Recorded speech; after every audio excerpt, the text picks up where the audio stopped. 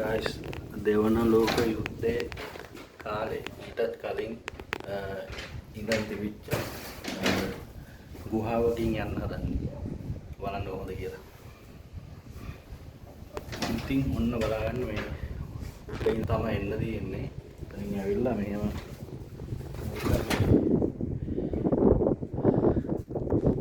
ඉතින් එළිය බලනවා නම් පේනවා. ඉතින් ගන්දක් පේනවා.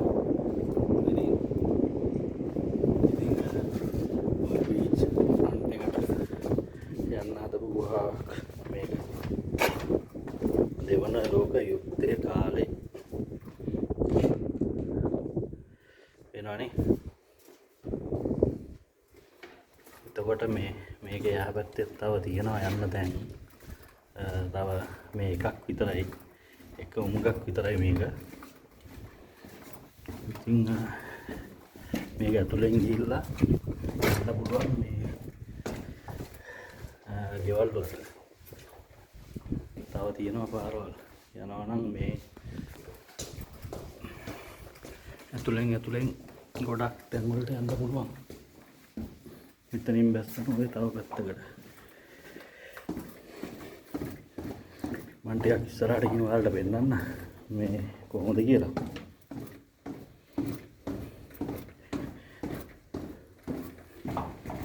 එතකොට මේ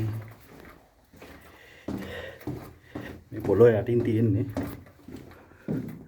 මෙහෙට ඔය තන ඩේවල් තියෙනවා. දිගටම තියෙනවා. වැඩි එහාට යන්නේ නැහැ මම. පෙන්නන්නයි තියෙන්නේ. මේ තියෙන්නේ මේ ගල්වල තියෙන්නේ පිකස් පාරවල්. يعني ගල් කට්ටකින් ගහලා තමයි මේ කඩලා හදලා තියෙන්නේ. මේ කපපු පාරවල් ඔක්කොම තියෙන්නේ ගල් කටු පාරවල්. ඒක මට කිව්වේ මෙහි ඉන්න රෙසිඩන්ට් කෙනෙක් තමයි. ඒකට ගල් කට්ටෙන් හාරලා ගානට පොළොව යටින් හදාගත්ත පාරවල් තමයි මේ තියෙන්නේ. උමම් පාරවල්. ඉතින් හරි එහෙනම් තවත් මේ වගේ වීඩියෝ එකකින් සෙට් වෙමු අපි. හැමෝටම චාව වෙනවා.